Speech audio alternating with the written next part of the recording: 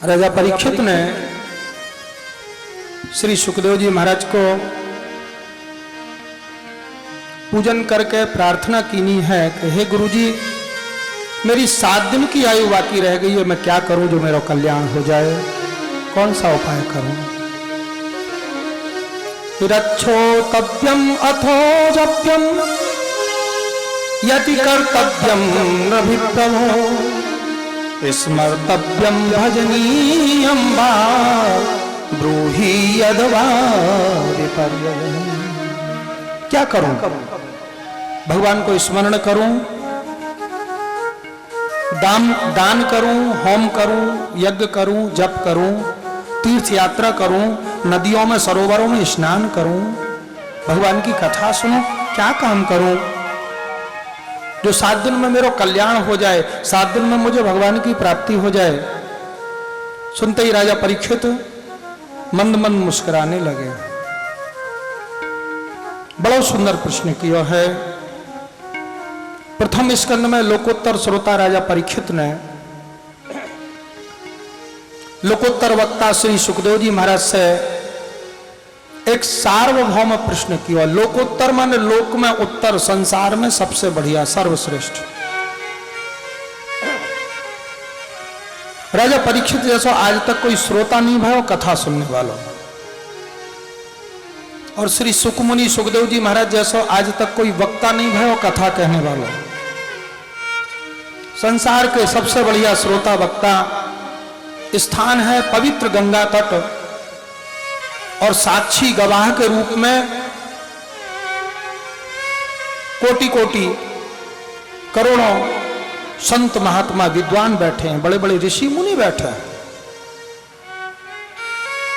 उनके सामने प्रश्न किया, हमारा 7 दिन की आयु बाकी है, क्या करें? 7 ही दिन है, सोमवार मंगल बुध बृहस्पति शुक्र शनि रवि, ये 7 ही दिन है।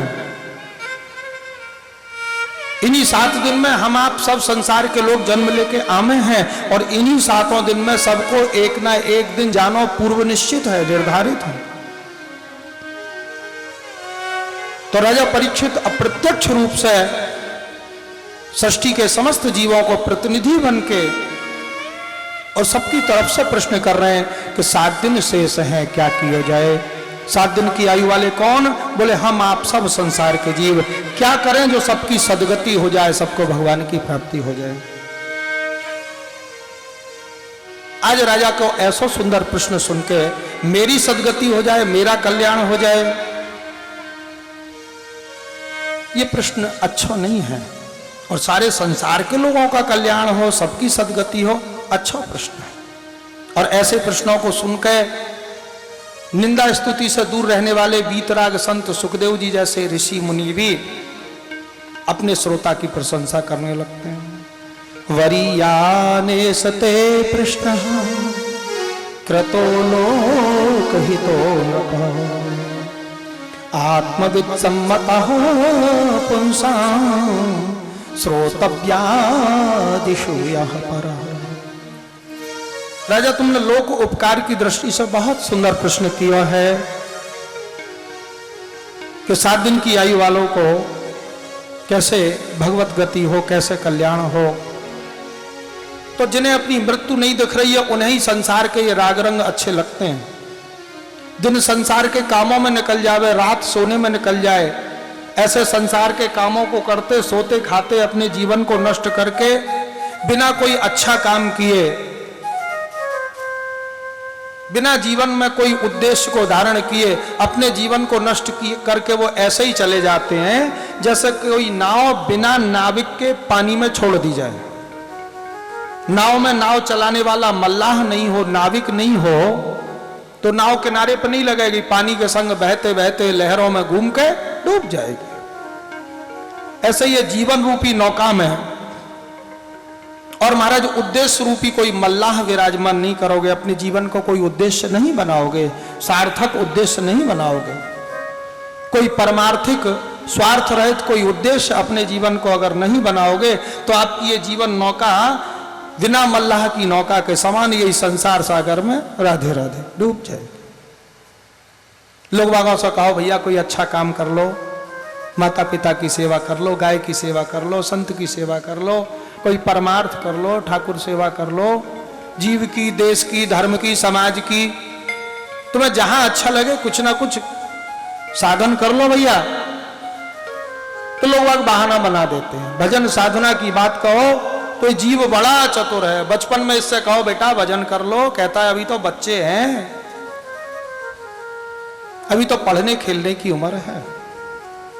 तो भगवान पूछते हैं बेटा कब करोगे भजन? बोले जब बड़े हो जाएंगे, जवान हो जाएंगे तब भजन करें। ठीक है भैया, बड़े हो गए, युवा हो गए, भगवान फिर कोई ना कोई रूप से पूछते हैं कब किसके अंदर बैठे भगवान क्या शिक्षा दें। संत के रूप में, पड़ोसी के रूप में, रास्ता चलते किसी राहगीर के रूप में, कब कहां किसके हृदय में बैठे भगवान कौन सी शिक्षा दें, गोविंद जाने। किसके माध्यम से प्रभु क्या प्राप्त कराना चाहते हैं, क्या प्रदान कराना चाहते हैं, क्या पुछवाना चाहते हैं, क्या बोलना चाहते हैं। सब जगह सबके हृदय में वही प्रभु बैठे हैं। फिर किसी न किसी रूप में भगवान ने कहा बेटा जब तुम छोटे थे तुमसे कहा भजन करो, बहाना बनाए दियो, बड़े होकर करेंगे। अब तो बड़े हो गए, युवा हो गए, अब तो भजन कर लो। तो जवानी में ये जीव क्या बहाना बनाता है? बोले अरे जवानी के 10, 20, 25 साल कमाई धमाई के कमाएंगे नहीं तो महाराज बुढ़ापे में आप भोजन करा दोगे क्या? तो भजन कब करोगे? बोले वृद्धावस्था में भजन करेंगे, जब कोई काम धंधा नहीं होगा, नौकरी व्यापार नहीं होगा, बिल्कुल हर काम से रिटायर हो जाएंगे, हर काम से छुट्टी पाकर फिर भजन करेंगे। ठीक है, भगवान बेचारे बहुत सीधे, जीव पे विश्वास कर लेते। बुढ़े हो गए, फिर भगवान ने चेताया बेटा तुम बच्चा थे जब तुमसे कहा भजन कर लो, बहाना बना दिया तुमने पढ़ने खेलने की उम्र, जवानी में भजन करेंगे। जवानी में तुमसे कहा बेटा कुछ अच्छा काम कर लो, बहाना बना दिया फुर्सत नहीं है, कमाई धमाई में लगे हैं, बुढ़ापे में करें। अब तो बुढ़े हो गए, अब तो भजन कर लो। तो बुढ़ापे में जीव क्या उत्तर देता है भगवान को? बोले प्रभु आंखों से दिखता नहीं है, कमर में दर्द होता है, बैठा नहीं जाता है, घुटने में दर्द होता है, चला फिरा नहीं जाता है। बुढ़ापे में देव का भजन नहीं होता है, देह का भजन होता है। हाय कमर, ओ घोंटू, अरे पंजा। तो बुढ़ापे में भी फिर जीव का भजन हो बने। ये भजन, ये साधना, ये सेवा, ये सत्संग, ये तो बचपन और जवानी में ही हो सके। बुढ़ापे में तो बैठे बैठे याद करते रहो, बद्रीनाथ गए थे, वृंदावन गए थे, गोवर्धन गए थे, परिक्रमा दी थी, कुंभ के मेला गए थे। ये सब स्मरण अपने कमरे में अपनी खाट पर बैठे बैठे वृद्धावस्था में करते रहो। वृद्धावस्था स्मरण के लिए, बचपन जवानी के लिए। ऐसे जीव जीवन भर बहाने बनाते रहते और गीता का सहारा और ले लेते हैं। कहते हैं गीता में कहिए अंत काले चमामेव स्मरुक्त्वा कलेवरम् य प्रयाति त्यजन् देहे सयाति परमां गतिम्। ऐसे लोग कहते हैं तो गीता में कहिए अंत काले चमामेव, अंतिम समय मेरा नाम लो, टिकट लेकर मेरे धाम में आ जाओ। गीता के अर्थ को अनर्थ कर ले मैं। अंत काले को मतलब मृत्यु को समय लगा मैं। अंत काले माने मृत्यु समय नहीं, अंत काले माने कालस्य अंते। काल माने समय, टाइम। और समय की छोटी इकाई जिसको हम मुख्य रूप से गणना करते हैं वो क्या है?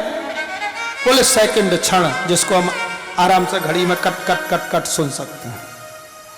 वो एक एक क्षण, एक एक सेकंड के अंत में, क्षण क्षण के अंत में जो मेरा नाम लेता है वो मेरे धाम में जाता है। तो अंत काले माने मृत्यु समय नहीं, अंत काले माने कालस्य अंते। काल काल के, क्षण क्षण के अंत में टिक टिक टिक टिक हो रही है। राम राम राम राम, कृष्ण कृष्ण कृष्ण कृष्ण, राधे राधे राधे राधे, हरे कृष्ण कृष्ण कृष्ण हरे हरे, हरे राम राम राम हरे हरे, राधे कृष्ण कृष्ण कृष्ण राधे राधे, राधे श्याम श्याम श्याम राधे राधे। श्री कृष्ण शरणम मम, श्री कृष्ण शरणम मम,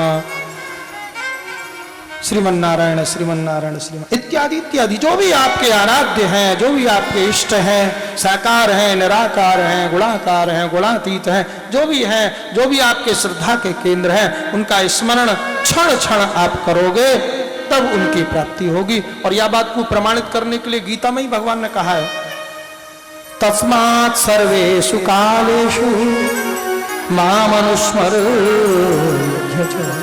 सर्वेषु कालेषु युद्ध च, किसी से लड़ाई हो रही हो लड़ते भी जाओ और मेरी याद भी करते जाओ। लोग बाग कहते हैं महाराज सोचते तो हैं पर फुर्सत नहीं मिलती है, बहुत झंझट है, नौकरी है, व्यापार है, खेती है, तरह तरह के काम हैं, जो जिस काम में लगे हैं वो बहाना बना देते हैं, फुर्सत नहीं है महाराज। वो फुर्सत कभी नहीं मिलेगी। ये संसार सागर की लहर, संसार सागर की तरंग हमेशा चलती रहेंगी। एक बार एक व्यक्ति समुद्र में स्नान करने गयो, समुद्र की ऊंची ऊंची तरंग देखी, डर गया, अरे बाबा पानी में डूब जाएंगे। सोचने लगो ये तरंग थोड़ी बहुत देर में शांत हो जाएंगी तब स्नान करूंगा। समुद्र के किनारे खड़ो है गयो, सुबह से खड़े खड़े शाम हो गई। एक दुकानदार देख रहा था, उसने कहा भैया आप समुद्र के किनारे सुबह से खड़े हो, क्या बात है, घर से झगड़ा करके आए हो? अरे नहीं नहीं, तो स्नान करने आए हैं। तो करो ना, सुबह से अब तक तो हजारों डुबकियां लगा लेते। अरे बाबा कैसे करें, इतनी ऊंची ऊंची हाथी जैसी तरंग उठ रही है, हम प्रतीक्षा कर रहे हैं जब ये तरंग शांत हो जाएंगी तब स्नान करेंगे। वो दुकानदार बोला हमको दुकान करते करते 25 साल हो गए, ऐसे ही चल रही है बराबर, कभी बंद नहीं होती है। इन्हीं सागर की तरंगों के बीच में इसमें डुबकी लगानी है तो लगाओ, नहीं भैया घर जाओ, हैंडपंप पे कुआं पे नहा लें। ऐसा ही संसार सागर की तरंग तो रोज चलेंगी, हमेशा एक एक क्षण चलती रहेंगी, कभी फुर्सत नहीं मिलेगी। सोचोगे बेटा बड़ा हो जाएगा तब भजन करेंगे, फिर सोचोगे बेटा पढ़ जाएगा तब भजन करेंगे, फिर सोचो बेटा नौकरी करेगा तब भजन करेंगे, फिर सोचो बेटा विवाह हो जाएगा, बहू आ जाएगी तब भजन करेंगे, फिर सोचो नहीं नाती पोता हो जाए। अरे कभी फुर्सत नहीं मिलेगी बाबा। इसीलिए सावधान हो जाओ। क्यों? बोले जीवन भर जैसा सत्संग करोगे, जैसे काम करोगे, जैसा सोचोगे, अंतिम समय वैसी ही बुद्धि हो जाएगी। इसीलिए भजन करना चाहिए।